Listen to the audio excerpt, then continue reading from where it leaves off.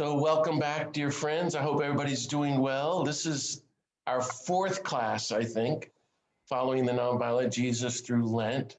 And I sure hope these sessions have been helpful to everybody, that it's helping you to follow Jesus and take a new look at his life from the perspective of nonviolence and makes you want to follow him all over again. So I just invite you to relax and enjoy reflecting together on the Gospels and while I'm talking, and feel free to, read the Gospels or pray or journal as I'm talking, but mainly to turn back to Jesus. So let's begin with a little prayer. And so I invite you, if you want to take a moment in silence and maybe a deep breath, notice how you're feeling at the end of a Monday in Lent. And I invite us all to enter into the presence of the God of peace who loves you infinitely. And let's take a moment to ask for whatever graces that you need.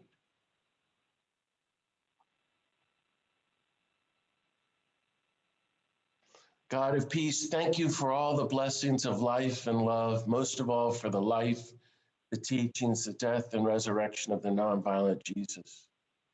Bless us now that we might follow the nonviolent Jesus more and more faithfully. Help us to know Jesus better, to see you, to understand his wisdom and way of nonviolence, that we might love and serve you better and serve our sisters and brothers and all of creation, and really be your instruments of peace and love and nonviolence, that we might proclaim the coming of your reign of peace and love and nonviolence here on earth, that we might do our little part to help end poverty and racism and war and nuclear weapons and environmental destruction and all the forms of violence, that we might do our part to work for a new culture of justice and disarmament and nonviolence. Bless our session, be with us, and inspire us that our lives may bear the good fruit of peace for you. In Jesus' name, amen. So last week, everybody, I don't know if you remember, but we looked at 6 episodes, which was a little over the top, how Jesus sent the 72 on ahead of him, and then how he trained them to cross the other side, which meant going on the boat to the other side, which was terrifying for the disciples. And then how he got there, he liberated the people of the Decapolis from the Roman occupation, which meant they lost some of their economy, or all of it, really. And so they kicked them out. And then finally, we looked at the contrast between calling the rich man to discipleship who walks away sad, and healing the poor, blind beggar Bartimaeus, who throws off his cloak and his entire livelihood and follows Jesus on the way.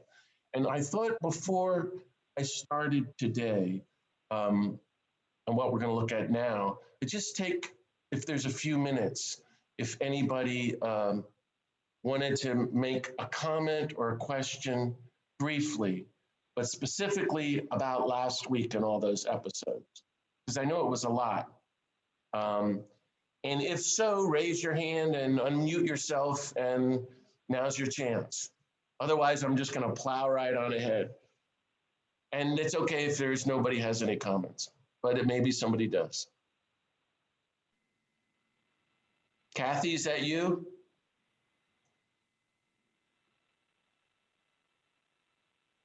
No? So should I just go on ahead then? Hi, Kathy Crosby. I was thinking Kathy Crosby was waving at you. Oh, Kathy Crosby, were you? Needs to unmute herself. Did you have a question, Kathy Crosby? Because Kathy Kruder, I couldn't hear you. I'm okay now. I'm okay now. I was lost for a little bit there. Okay. So I guess no questions or comments. Well, then I'll just move on. Great. So today we're going to begin with the story of the Transfiguration. But just to say, I was thinking, again, the whole point of all of this for Lent was I just want to encourage you as your coach to go and spend time with Jesus and to think about him and get to know him and to learn about nonviolence from him. And so that it helped you deepen in your own life to be a person of nonviolence and therefore compassion and real peace and love, despite all the world, And so it's really like ongoing formation. and discipleship to Jesus, which we all need. But I'm going to look at 4 stories today. The Transfiguration, the time he saves someone who is about to be killed, what happens as he's on his campaign and he sees Jerusalem in the distance, and then finally when he enters Jerusalem. So that means we're entering into Holy Week, and next week we'll start the Holy Week text, beginning with his civil disobedience in the temple. So the Transfiguration, I don't know if all of you have, I brought a little show and tell you if you've seen this book of mine, which is called Transfiguration. It was published by Doubleday about 20 years ago. It has a foreword by Archbishop Tutu. I had at the time a lifetime contract with Doubleday Religion, but they've since folded. And they had, Tutu was one of their writers, and he wanted to write a book on the transfiguration of Jesus and the transfiguration of South Africa from apartheid to the Rainbow Nation. But he got cancer, which he's had on and off for 20 years. He's very sick now. And he couldn't do the book. So they said, let's ask John, he'll write anything, and Tutu will write the forward. Well, that sounded good to me. And I was in the Random House building. I remember, it's incredible. Right on Times Square, by the elevator, looking out at Times Square below with the great editor. I said, so what is this you want me to write about? And he had just gotten married. He was young, and he got married in Central Park. And he said, the wedding day was the greatest day of his life, and I was transfigured. Go and write a book about that. In other words, a feel-good book about the Transfiguration. And I looked at him and said, no, that's not what the Transfiguration is about. There's nothing feel-good about it. The Transfiguration is about the cross, getting ready to walk the way of the cross. Well, it was a big setback for him, for Doubleday, and for Tutu. And the book, it's not, that's my problem with the gospel. I wonder if that's what you think about when you think about the story of the Transfiguration. It's I think it's in 3 of the Gospels. And you think, well, Jesus is on the mountaintop and he turns into bright light and all that. Well, let me read this one. I'm going to read to you, I think I'll use today, if you want to look at it, is from Luke chapter 9, verses 28. It's just a short little reading. About 8 days after he said this, Jesus took Peter, John, and James and went up the mountain to pray. While he was praying, his face changed in appearance, and his clothing became dazzling white. And behold, 2 men were conversing with him, Moses and Elijah, who appeared in glory and spoke of his exodus that he was going to accomplish in Jerusalem. Peter and his companions had been overcome by sleep, but becoming fully awake, they saw his glory and the 2 men standing with him. And as they were about to part from him, Peter said to Jesus, Master, it is good that we are here. Let us make 3 tents, one for you, one for Moses, and one for Elijah. He did not know what he was saying. While he was still speaking, a cloud came and cast a shadow over them. And they became frightened when they entered the cloud. Then from the cloud came a voice that said, This is my beloved, listen to him. After the voice had spoken, Jesus was found alone. They fell silent and did not at that time tell anyone what they had seen. So it's similar to the other synoptic versions, but what I didn't read to you is just before the Transfiguration, he turns to the disciple and said, look, we're going to get to Jerusalem. They're going to arrest me and torture me and kill me. And, Peter says, God forbid, that should never happen to you. And Jesus says, get behind me, Satan. And then he says to everybody, anybody who wants to follow me has to take up the cross. Then he goes and has the Transfiguration, and he comes down the mountain and he says, now, what I told you, when we get on that campaign of nonviolence to Jerusalem, they're going to arrest me and torture me and kill me. So that's the context of the Transfiguration, and I think that's very important. When I was a kid, I remember thinking, how does Jesus know the future? How could he predict the future? I couldn't figure that out, but it's not brain surgery or prediction. Oscar Romero said, they're going to kill me. Anybody in El Salvador knew they were going to kill him at some point. Martin Luther King knew he was going to be killed. Gandhi was probably relieved to finally be killed because he'd been under death threat his whole life. He knew he was going to get killed. So that's what's happening with Jesus. That's the context. And there's one big mountain in all of northern Galilee, not far from the Sea of Galilee. It's there today. I've been there. Incredible. Mount Tabor. That's where everybody cites this story. And it appears in several places in the Bible. So when they refer to the mountain, Jesus is going to Mount Tabor for sure. And it's this big round hill like that, but it's really high up.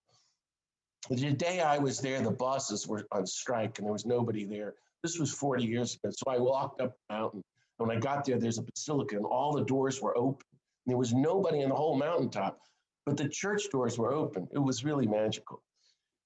So he's up there with Peter, James, and John. He's praying. While he's praying, he's transfigured into total white light. And then we're told that Moses and Elijah appear to him. They represent the entire Jewish tradition. Moses, the law, Elijah, the greatest of the prophets. Really important. The law and the prophets are there with Jesus, and Luke adds what they're talking about. Mark and Matthew don't. They were talking about, quote, his exodus, which is he is going to accomplish in Jerusalem. Huge. So they're talking about the cross. You're going to free the whole human race from the slavery to death and violence. You can do it, Jesus. We encourage you. You're going to make it. You're going to accomplish it. And while this is happening, it turns into bright light. And what are the three male disciples doing? They're sound asleep. I think this is such a powerful image of the patriarchal church, sleeping through the transfiguration. It's almost funny if it weren't so tragic. Anyway, so as I'm going through this, you can ponder, where are you in the story? And how would you respond to all of this? So they wake up and they see Jesus transfigured and Moses and Elijah. And what does Peter do? Again, it's funny if it weren't so tragic. He's like, I think it's one of the craziest sentences in the whole Bible. Master, it's a good thing we're here. We've got this situation under control. Jesus, let us take charge of it. Let's start a building project. We'll build some retreat centers or a nice hotel, a tent for you, a tent for Moses, a tent for Elijah. Crazy. What is, it's just, I always thought that's exactly what we all try to do to God. The minute you have some experience of the holy, you try to control God and then start a building project. What should Peter have said instead of his ego? It's a good thing for us to be here. Master, it is good that you are here. Because Jesus needs to be encouraged to go to the cross. And Peter tried to stop him earlier. No one in the whole gospel ever encourages Jesus to go to the cross. Very important. So Moses and Elijah come and they encourage him. And, if Peter understood what was going, if we understood, we would be encouraging Jesus too to accomplish the real exodus, freeing humanity from empire and violence and war. But like Peter and James and John, we have no idea. The focus is always on us. It's not on Jesus. We want to stay in a comfortable place on the mountain with God, far above the world's problems, and let it be all about us. And that's not the gospel journey. The gospel is to accompany Jesus on his mission to the cross, on the mission of his campaign of nonviolence to Jerusalem. It's a fantastic story. So then the cloud comes and a shadow, and they're terrified. And that's like God speaking to Moses in Deuteronomy. And they enter the cloud, and the voice comes from the cloud. This is my beloved, listen to him. It's the same voice at the baptism at the beginning of Luke, which says, you are my beloved. Only now the voice speaks to the disciples and to all of us. Listen to him. Why is God saying that? Because nobody's listening to Jesus, then or now. This is the new commandment, the commandment of transfiguration. Listen to Jesus. That's the message here. Listen to this one who is the light of the world, the beloved, this teacher and way, embodiment of nonviolence and universal love and peace. So it's a fantastic story. And then in Matthew's version, he adds two other sentences that once they hear the voice, the disciples are totally terrified. They fall to the ground in front of Jesus. It says they prostrate themselves before Jesus, and they're so scared they're like dead. That makes sense. And Jesus walks over and touches each one of them and says, "Rise and do not be afraid." It's one of the great sentences of the gospel. And it says, when the disciples raised their eyes, they saw Jesus standing alone. So, so many things to think about here in this story, which I really love. How can we listen to Jesus more and more? How are you a person who listens to Jesus? I would think that would be a definition of a contemplative. A contemplative is someone who listens to God. You can put it another way. Who are you listening to? So many people around the country listen to Trump, for example, the last 4 years. We really listen to the evening news. Do you listen to Jesus as much as you listen to the evening news? Where do you hear the voice of Jesus these days? What does that mean for you? And so that's, to my mind, what we do in our meditation when we try to center ourselves. And, like the prophet Isaiah, we say, "Speak, Lord, your servant is listening," and just to listen. And then to read the Gospels and focus on the words of Jesus. Really try to take them to heart. That's what Gandhi did with the Sermon on the Mount. And that's what we're all trying to do. So that's wonderful. So this week, just in terms of the Transfiguration, there's so many ways you can talk about it, but it really is a very big command right in the center of the story. This is my beloved, listen to him. I invite you to go and listen to Jesus and see what he's saying to you. He usually says things like, "I love you, I'm with you, follow me, trust me, go and love everyone, forgive everyone, be compassionate to everyone, be at peace with everyone.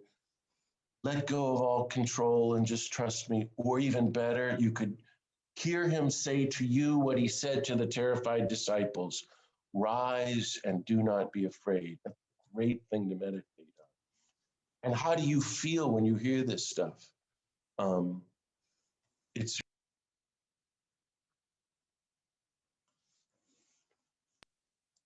really important. John, you accidentally got muted. It's really important to reflect on the ways that we resist God. In other words, what part of us does not want to listen to Jesus?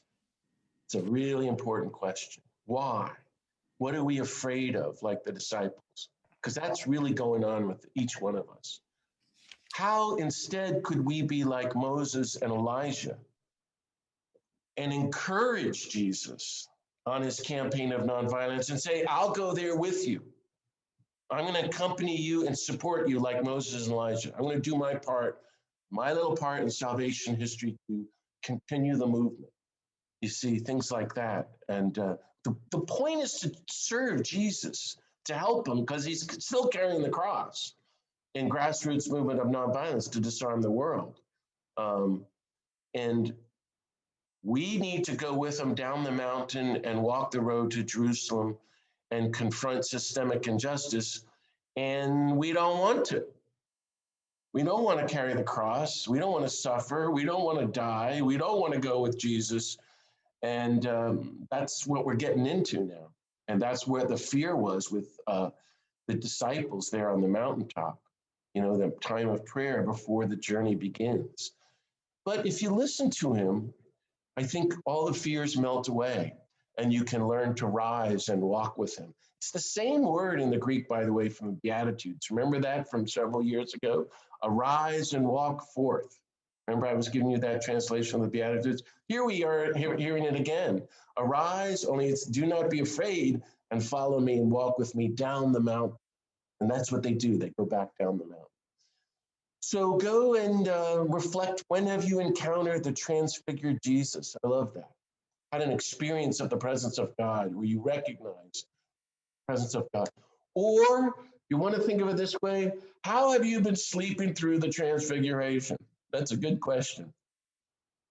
How are you terrified of God? How are you trying to control God and everybody else for that matter? And how are you resisting the cross, resisting listening to Jesus? And how is Jesus touching you and saying, rise and do not be afraid? I hope that was helpful. I just think it's a great story. And it's looking like I'm shifting gears, and I am, but I'm moving on to the second story because I really wanted to include this in our Lenten sessions. And this is the famous passage from John chapter 8. I mean, there's so much civil disobedience and nonviolent direct action. But this story is one where Jesus actually saves a human life that's about to be killed. And so I wanted to look at that in light of nonviolence. So this is John chapter 8, verse 2. He's in the temple in Jerusalem. Early in the morning, Jesus arrived in the temple area, and all the people started coming to him, and he sat down and taught them. Then the scribes and Pharisees brought a woman who had been caught in adultery and made her stand in the middle. They said to him, "Teacher, this woman was caught in the very act of committing adultery. Now in the law, Moses commanded us to stone such women to death. What do you have to say?" They said this to test him, so they could have some charge to bring against him. Jesus bent down and began to write on the ground with his finger. But when they continued asking him, he straightened up and said to them, "Let the one among you who is without sin be the first to throw a stone at her." And again he bent down and wrote on the ground. And in response, they went away one by one, beginning with the elders, so that he was left alone with the woman before him. Then Jesus straightened up and said to her, "Woman, where are they? Has no one condemned you?" She replied, "No one, sir." Then Jesus said, "Neither do I condemn you. Go, and from now on, do not sin anymore." He saves her life through active, creative nonviolence.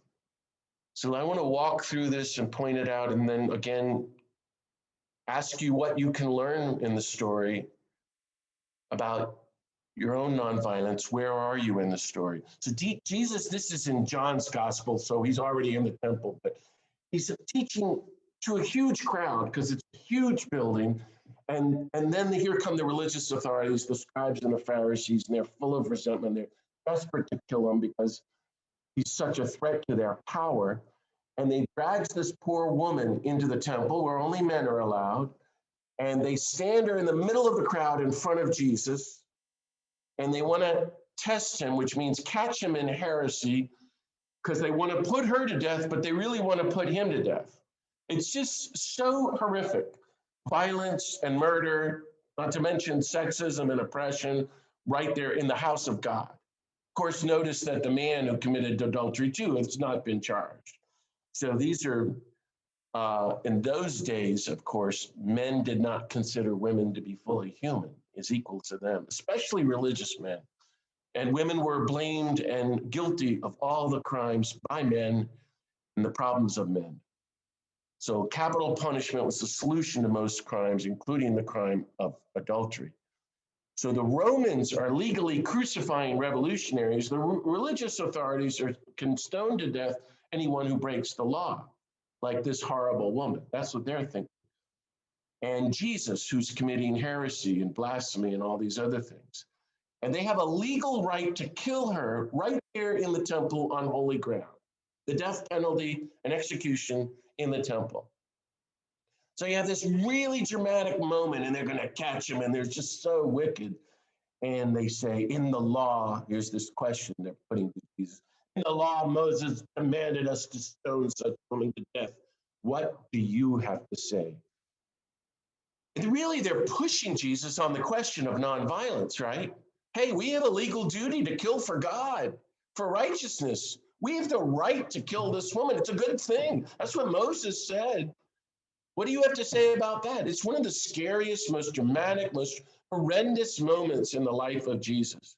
But I actually think this is how he lived every 15 minutes of his life. He was getting challenged like that and just treated horribly. And Jesus practices total nonviolence every moment, every day, wherever he is. And it's almost like he draws out the violence of others. He's so nonviolent that we violent people, we only know how to respond to him by being violent. You see a lot of that in the Gospels, especially here. So what is Jesus going to do in this situation? What does he do? That's what I wanted to look at. And I think this is one of the most amazing demonstrations of creative nonviolence in history. How about that? Because if you think about what would you have done?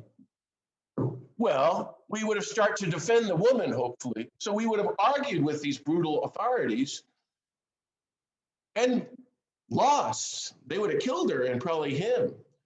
Or he would have placed himself between the authorities and her, and they would all have been stoned. None of that would have worked. But Jesus is truly a genius of nonviolence. He doesn't want to make the situation worse and inflame it. So this sentence is just so weird, but from the perspective of Gandhian, Kingian creative nonviolence, it makes perfect sense. He bends down on the ground and starts writing on the ground. They're about to murder a human being in the temple, and what does he do? He bends down on the ground and starts writing about it, and as if he's totally ignoring their question. Now think about that. I'm going to demonstrate it here in the little church classroom. You're all looking at me, you're yelling at me and angering at me, and I'm not even looking at you. If you're bending down and drawing on the ground, you're not even looking at them anymore. He literally draws their attention away from their anger and rage and self-righteousness and intent to kill by distracting them to see what's he doing there on the ground. And think about what they're thinking. What's he doing down there? Doesn't he hear us? Doesn't he know that we have the right to kill this woman? We're going to kill her. Why doesn't he answer us? What's he doing down there anyway? And they're trying to get in there to see. And that's the moment when, in effect, he distracts them. He gives kind of like a slow, patient, almost a non-response. He simply does not engage in their anger and their violence and their resentment. He just has none of that in him. And he's looking on the ground, and for a split second, it distracts them enough to allow for a little space for them to wonder what he's doing, so that when he speaks, they will be able to hear his answer. If he had shouted at them or engaged in a theological argument, they would have stoned him, and there would have been a burst of rage. But instead, his quiet drawing on the ground begins the process of discernment. He changes the focus of attention from them, we know everything, we have the right to kill her, to something completely different. It's brilliant nonviolence. It's utterly amazing and gentle, and it looks like nothing, and it saves her life. But it does way more than save her life. It saves their lives too. This action sets the stage so that they can hear his answer. So when he has their attention, notice it says he straightens up. He's fully dignified, and he issues one of the greatest of all commandments in the Bible. That's how I think of this, friends. It's a commandment.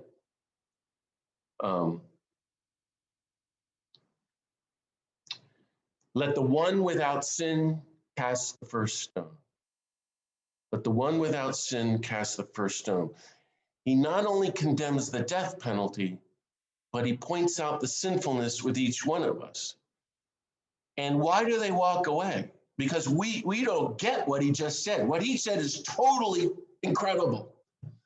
According to the law of Moses, which they just cited at him, Moses says, if you catch someone in adultery, you'll be stoned to death. You know what the next sentence Moses said?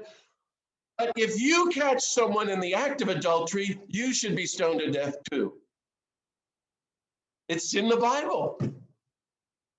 And in other words, when he says, let the one without sin be the first to cast the stone, it shocks the Pharisees and the scribes, beginning with the elders, we're told. Why? Because they're older. They remember now the Mosaic law, that a witness to an act of adultery is guilty of violating the law.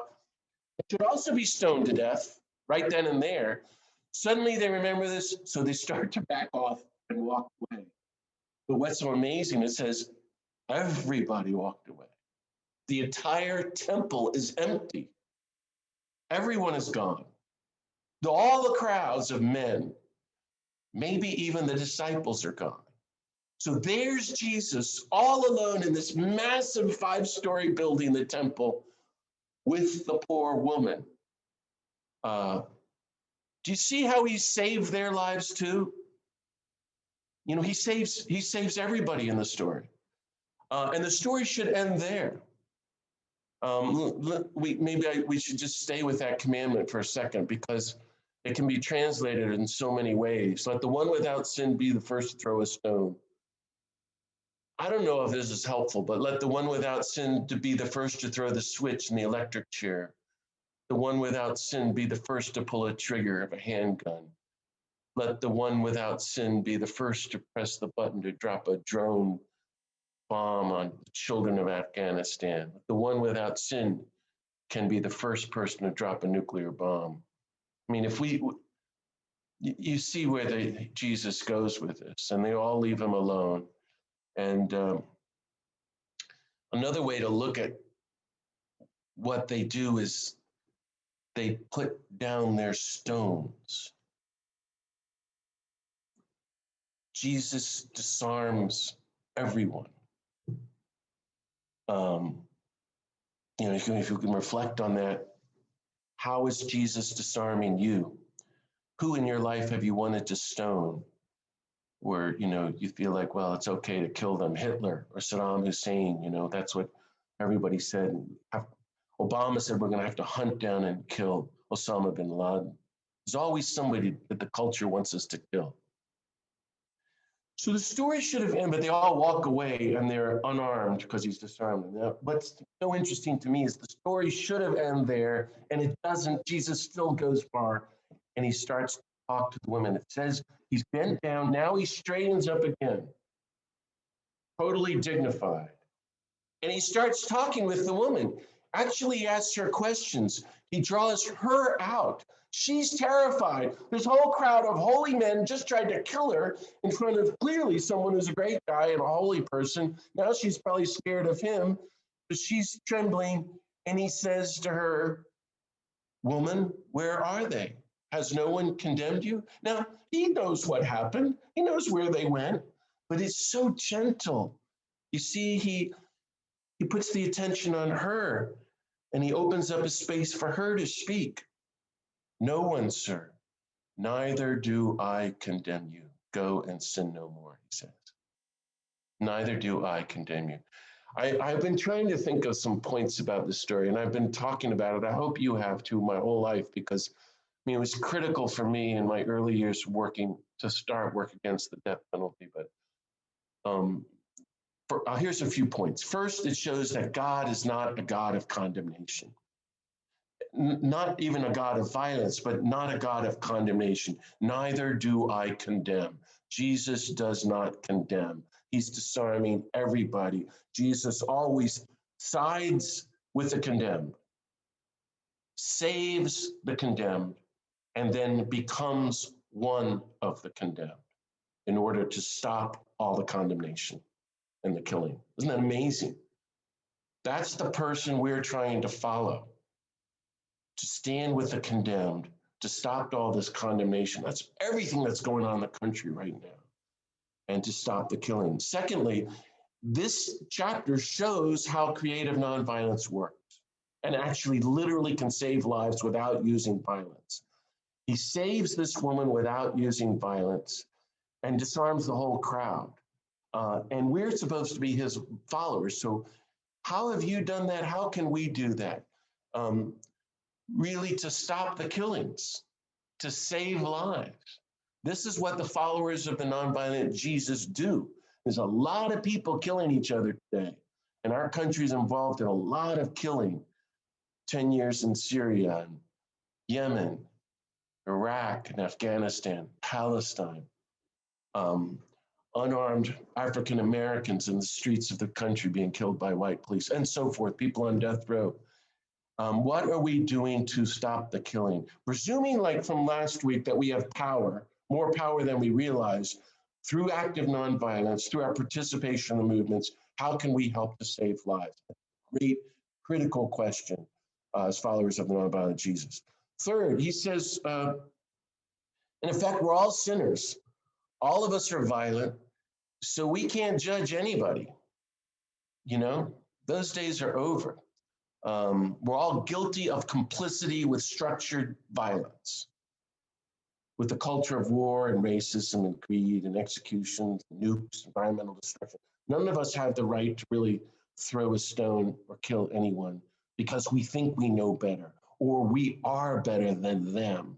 In fact, we're all guilty. We're all in the same boat. I think that's one of the lessons of this story, but I invite you to reflect on that, see if you agree with me. By the way, everything I say, take it all with a grain of salt and go and you work on it and see if that's what you think. But, you know, there's probably someone at some time in our life where we wanted to pick up a stone or we had a stone, you know, and in the Sermon on the Mount, it says very clearly, do not condemn and you will not be condemned. So that's the lesson here because we all are guilty. Fourth, how are we, to unpack that a little bit more, how are we like the Pharisees? Whom have you wanted to stone? What stone are you carrying? But more importantly, how is Jesus disarming you? What is he saying to you that makes you put down the stone? Because I think it's a daily experience. Constantly being disarmed because we're so ingrained with violence, so addicted to violence. We're constantly being disarmed, invited in nonviolence. That's what discipleship is about, walking the way of nonviolence, and therefore moving into what? Mercy, empathy, compassion, understanding, universal love. It's great. So how is he disarming us is a great question. We don't want to be like those mean, violent, angry, religious men who end up throwing stones and killing people because they don't measure up to our standards. Don't you see that everywhere in the United States right now? I mean, isn't that the heart of what happened on January 6th or the Klan or the far right, but it's on the far left too. It's just violence and self-righteousness and especially among religious people, Christian fundamentalists, how wacky we've become. It's all violence. That's what we're seeing here. That's not the way of Jesus. Fifth, how can we be as creative in our nonviolence as Jesus? I mean, this is brilliant nonviolence to draw on the ground. And so I invite you to think about a situation where you say there's no way out. And there's no way Jesus can save this woman. It's not possible. She's doomed. And he gets all the men to walk away quietly. And then he engages her and she claims her dignity back. It's just spectacular nonviolence. That's the level that we're called to as his followers. Isn't that fantastic? By the way, I once heard Joan Chittister give a speech. Like 34 years ago, she used this text and she got to the line about drawing on the sand and she said, as only Sister Joan Chittister, for 2,000 years, the bishops and priests have not been able to figure out, no one knows what Jesus was writing down there on the ground. but I figured it out. I'm the one who knows. And she goes, I forget how she said it, but he was writing, where is the man? And the place roared laughter. I'm trying to make you laugh again, and it's clearly not working. So I better move on. Okay. So there's two little episodes I want to look at last, and then we'll open it up. And I know this seems kind of convoluted, but I really wanted to look at that nonviolence of Jesus there. But going back to Transfiguration, we're really on the full steam road to Jerusalem now. He's getting close to Jerusalem. And as we go into Holy Week, I wanted to look at the question, why?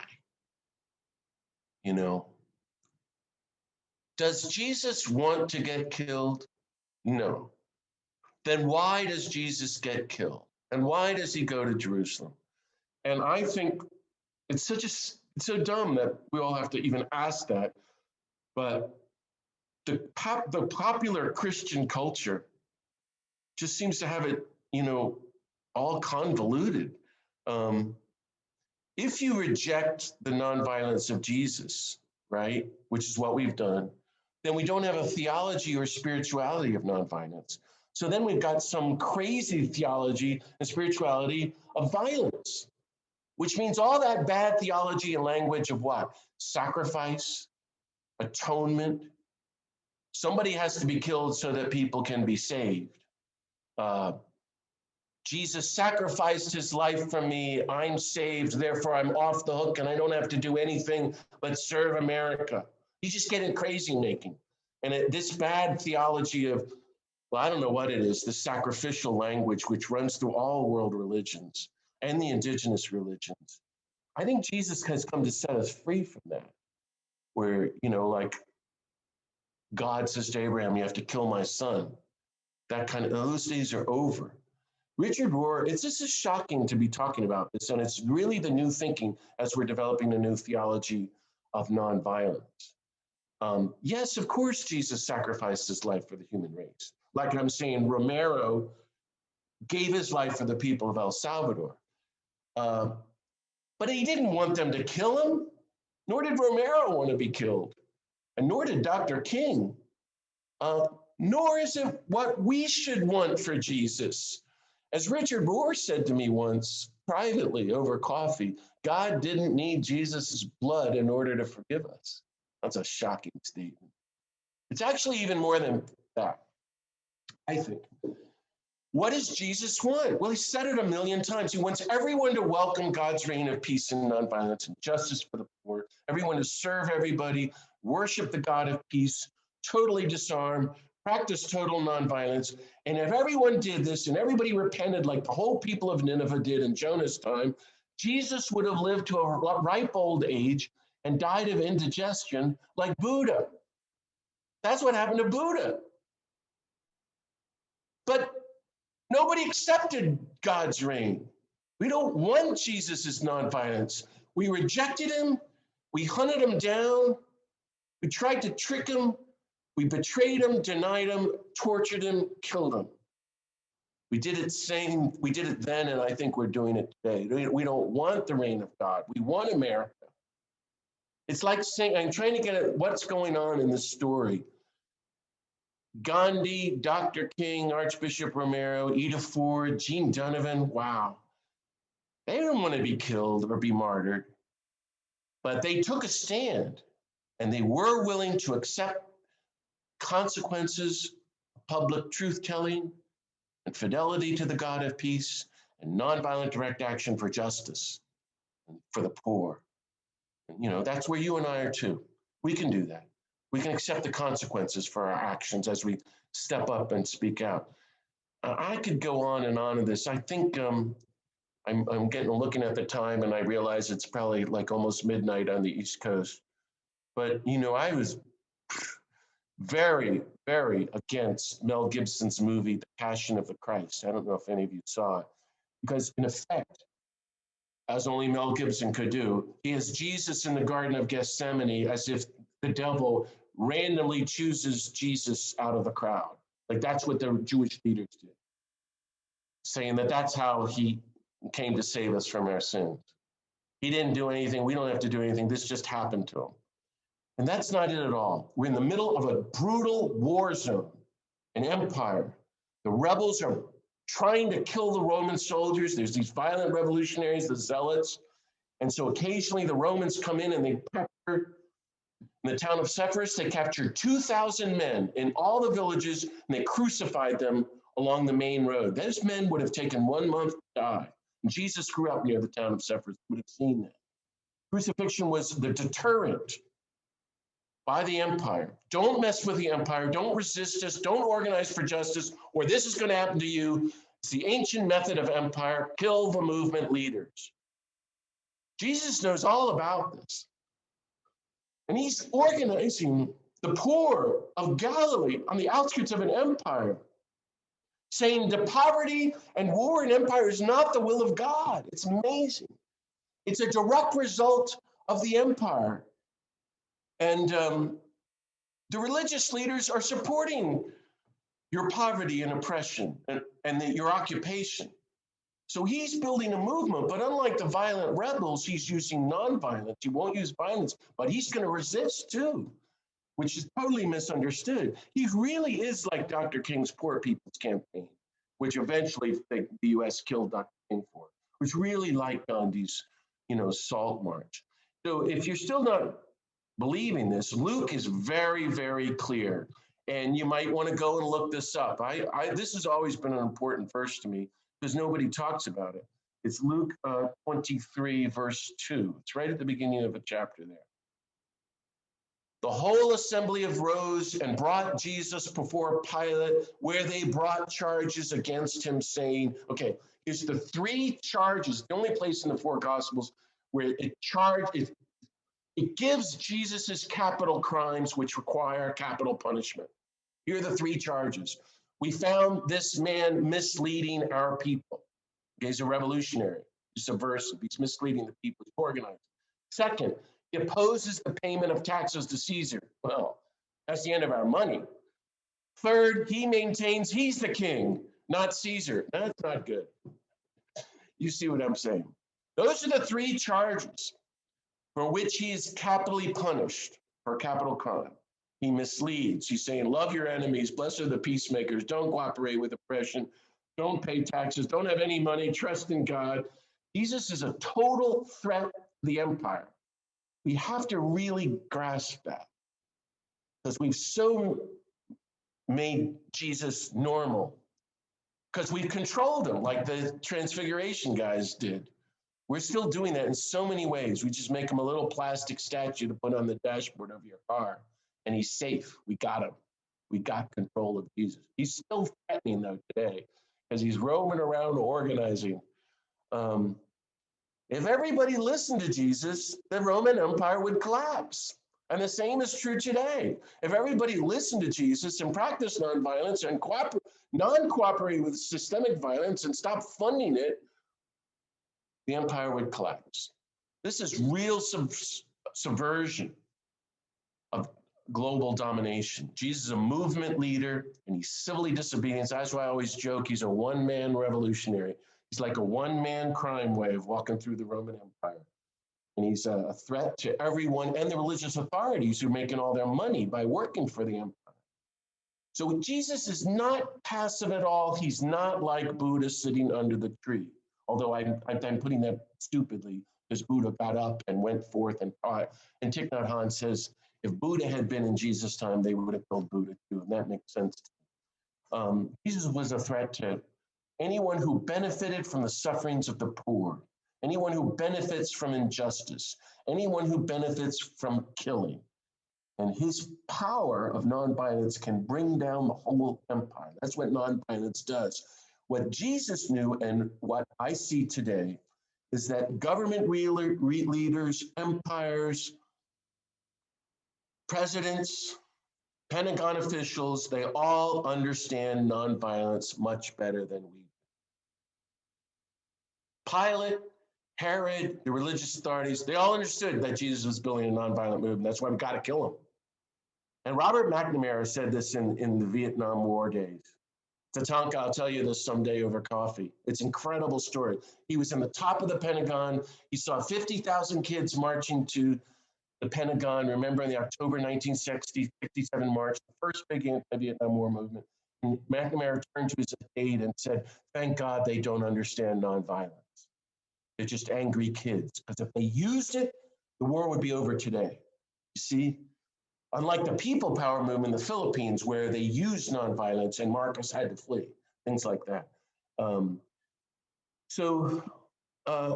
They have to kill Jesus. And I'm just mulling here with you on some of these big questions. So why does Jesus go to Jerusalem?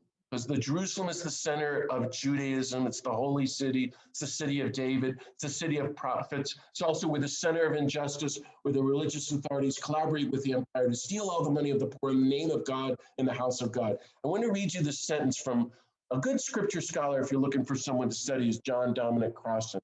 And this is from his book, Empire and God. He's one of the biggest theologians who's having a conversion to nonviolence, and he and I worked a little bit together on the Vatican project. This is from a sentence from his book, God and Empire, to just get at this question of Jesus going to Jerusalem. I'm quoting. Jesus went to Jerusalem because that was where his deliberate double demonstration against imperial injustice and religious collaboration had to be made.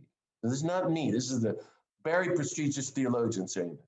Quote, it is crucially important, especially in the light of ancient and enduring Christian anti-Judaism, to be quite clear that this double demonstration was not against Judaism, not against Jerusalem as such, not against the temple as such, and not against the high priesthood as such. It was a protest from the legal and prophetic heart of Judaism against Jewish religious cooperation with Roman imperial control and domination. I hope you hear that. That's a powerful teaching. It was, at least for Christian followers of Jesus then and now, a permanently valid protest demonstration against any capital city's collusion between conservative religion and imperial violence at any time in any place. And so that's why I hope that's helpful. I find that helpful, why he says he has to go to Jerusalem. And he's talking about a double demonstration. Jesus does two things, which we'll look at. So the big sentence for me, I remember it since 1982, is Luke 9, verse 51. That's where we really get into trouble. Because Luke puts it really clearly. He gives the charge. You can go and look it up. Luke 9, 51. I keep telling you Jesus is on a campaign. And last week, I think we looked at Luke 10, but I didn't tell you about Luke 9, verse 51. Here's the quote. He resolutely determined to journey to Jerusalem. That's a powerful sentence. So this is real serious. That's why I keep saying he's like Gandhi on the Salt March, which inspired 300 million people to nonviolently oppose British rule. He's like Dr. King marching from Selma to Montgomery, which is going to bring down segregation and get voting rights, hopefully. So it's a deliberate campaign of nonviolence, and it's well organized, and he uses very high drama, and it's going to end in confrontation.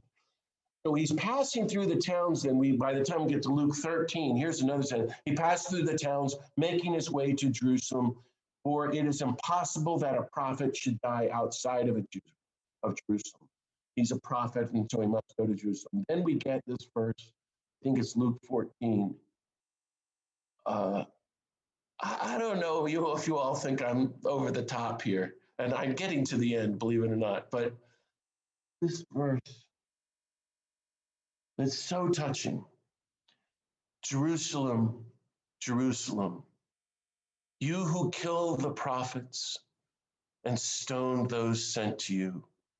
How many times I have yearned to gather your children together as a hen gathers her brood under her wings, but you are unwilling. You hear the grief and lamentation in that line.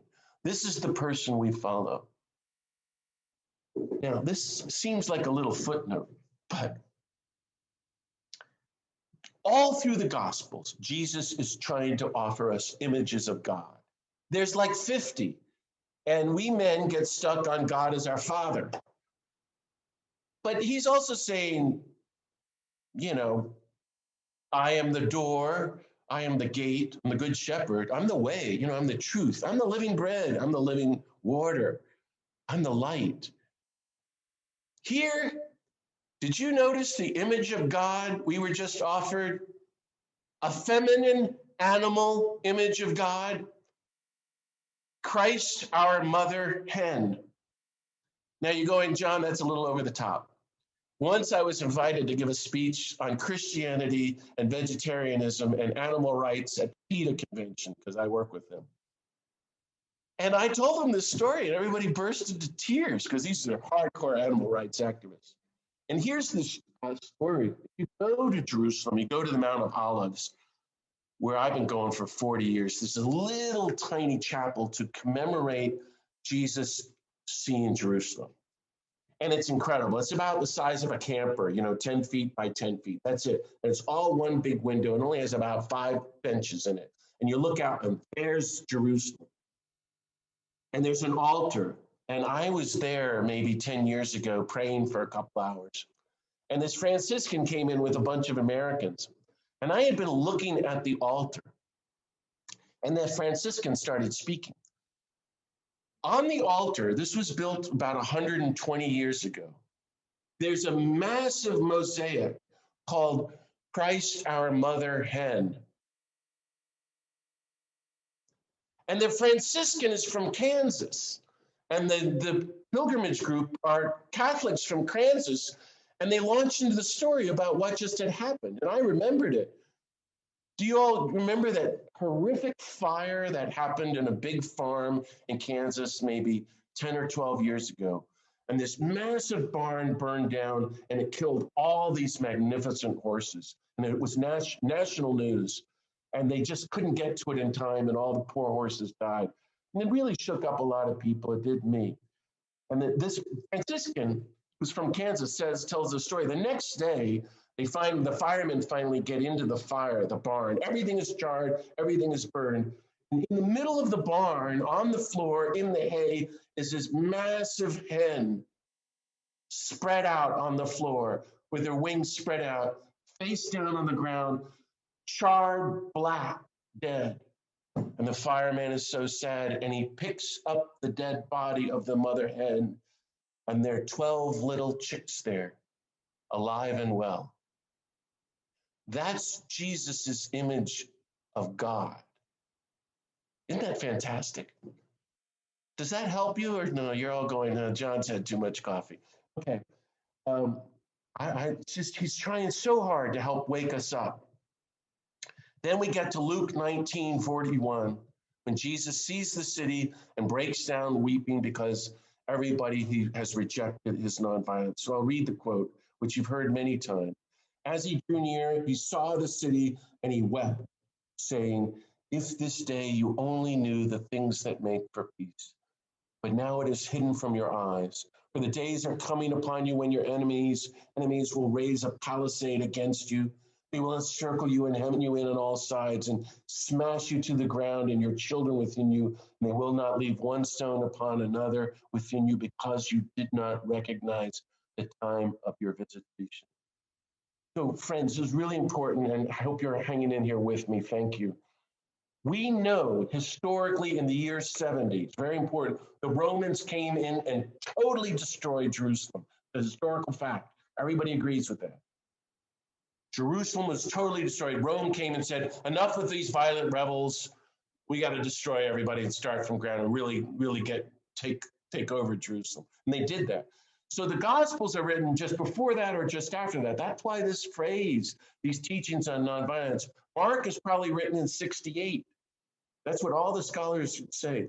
Luke and Matthew are probably written right after the destruction of Jerusalem. So that's why he's saying, if you don't listen to my wisdom of nonviolence, you're going to continue to support the culture of violence and revolution against empire, which doesn't work because they got more guns than you and they're going to come in and wipe you out. This is what Dr. King was always saying, nonviolence is the only weapon of the oppressed. Nobody wants it. So he breaks down weeping because we have refused to learn the things that make for peace. because we prefer the things that make for what? War and violence and killing. So I invite you, dear friends, as you're going to walk now with Jesus to Jerusalem this week, from the mountain to the cross, to really meditate on that phrase. Do you want to learn the things that make for peace? What are they? How can you help others learn the things that make for peace? I think there were everything we talked about in the Sermon on the Mount. Instead of fear and anger, how can you, as you accompany Jesus, can you break down and weep over how we have refused to learn the things that make for peace? Weeping over the world. That's what we do as followers. Dear friends, Jerusalem has become the whole world. We are on the verge of destroying now the whole planet, literally, through catastrophic climate change and nuclear weapons and this insatiable greed of the 1% and permanent warfare. Jesus is still weeping over the world. So you and I want to side with him and really choose more than ever to learn the things that make for peace, to live them and to teach them. Now, I'll end with this last story, if you're still with me. This is when you and I would give up and say, well, there's nothing that can be done. Grief and tears. And this is why Jesus is so different from us. Instead, Jesus takes action. And that's what we have to learn to do. He doesn't give up in grief and just resign himself to despair. Jesus takes action on the cross and says he does two things, two dramatic actions. One is how he enters Jerusalem, and next what he does when he enters Jerusalem, which is the civil disobedience in the temple. We'll look at that next week. What's the first one? He fulfills Zechariah's anti-war message of the coming of a total nonviolent Messiah. And you're going, what? Who cares about Zechariah? To me, this is the coolest thing of all. It's Luke 19:28. It's in all the Gospels. He sends the disciples to the village and go find the donkey. So they get the donkey, and he gets on the donkey, and they put down their palms, and they say, glory to God in the highest, and Hosanna. As you know, the thing is that every year on Passover, every Jew has to make the pilgrimage to Jerusalem. Why? They have to go to the temple because God only lives in the temple. And so the population of Jerusalem goes from 30,000 to 150,000 people.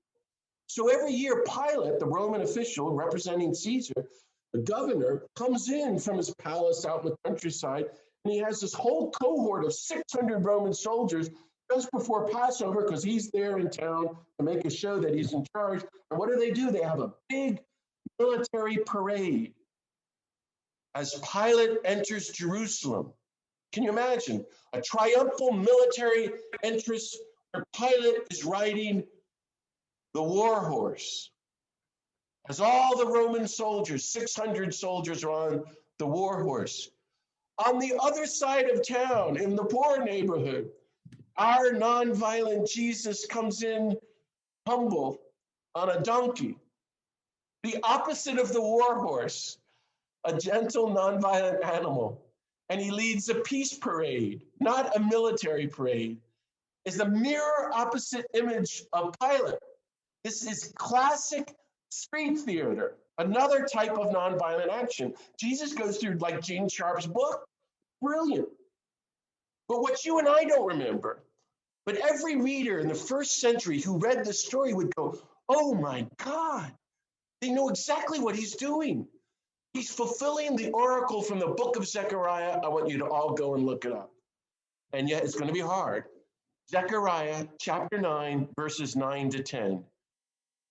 Here it is. Lo, this is such good news. Lo, your king comes to you, triumphant and victorious, humble and riding on a donkey.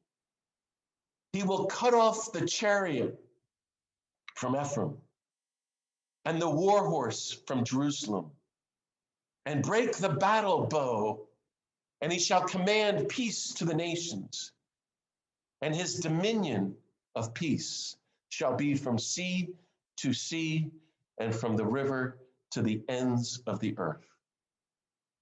This is the oracle Jesus has lived for. His whole life has been to fulfill what we call Palm Sunday. It's way beyond that. It's the complete opposite of the violent Jesus coming on a war horse in the book of Revelation, which misunderstands the nonviolence. He's the embodiment of nonviolence. And the gospel saying, rejoice, the God of peace is here. We have a nonviolent Savior who's bringing a whole new nonviolent world. And the thing was, they didn't want a nonviolent Messiah. Peter didn't want it. And do we want a nonviolent Messiah? Be a lot better if we had a violent Messiah who took over Jerusalem. That's what we all think. It's not that way at all. But if you really sit with the oracle of Zechariah, a dominion of peace and nonviolence that covers the whole planet, that lasts for eternity, that's where we're going. This is really good news. This is where we're headed. This is what you and I want to be on the side of. This is what we're trying to do with our lives. And this is why we want to follow him more closely this Lent for the rest of our lives.